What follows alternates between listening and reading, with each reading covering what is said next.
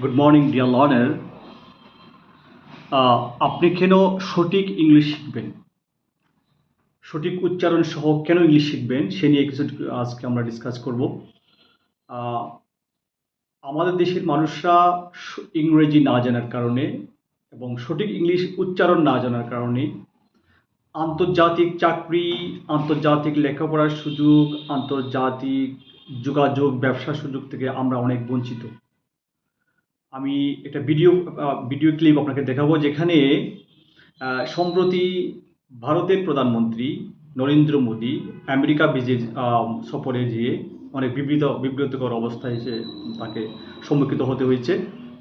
সে প্রথমত ইংরেজি না জানার কারণে আমেরিকার প্রধানমন্ত্রীর প্রশ্নর অন্য উত্তর দিয়েছে, যা প্রশ্ন করেছে সে ভিন্ন উত্তর দিয়েছে। থার্ডলি, সে ইংলিশ না জানার কারণে তার সাথে সব সফরে তার সাথে একজন ট্রান্সলেটর সে নিয়ে যায়, ইংলিশ ট্রান্সলেটর।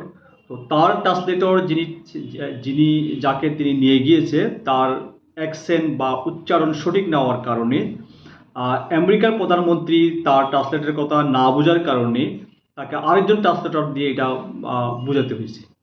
আমরা এই ক্লিপটা দেখাবো। আমাদের দেশের স্টুডেন্টরা, আমাদের দেশের গ্র্যাজুয়েটরা, ডাক্তার, ইঞ্জিনিয়াররা যখন তারা বাইরে বিভিন্ন দেশে যায়, তাদেরকে নিম্ন শ্রেণীর কাজ করতে হয়,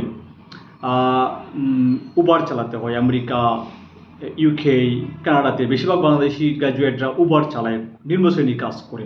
সো এই জন্য আমি অনুরোধ করব, আমরা যদি সঠিক উচ্চারণ সহকারে ইংলিশ শিখি, আমাদের আন্তর্জাতিক জব, আন্তর্জাতিক চাকরি, আন্তর্জাতিক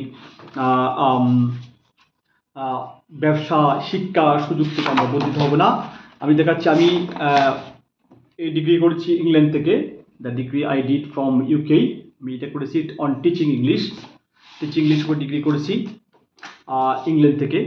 so I will help you, আমি আপনাকে হেল্প করব সঠিকভাবে সঠিক উচ্চারণ ইংলিশ শেখার জন্য।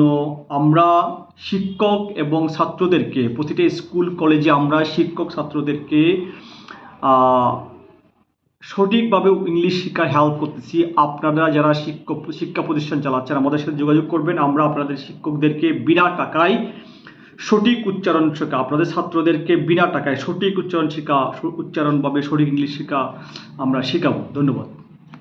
By the way, if you're wondering how tough Indian accents are for Trump, he had to get a translator for it. Not for the language, for the accent.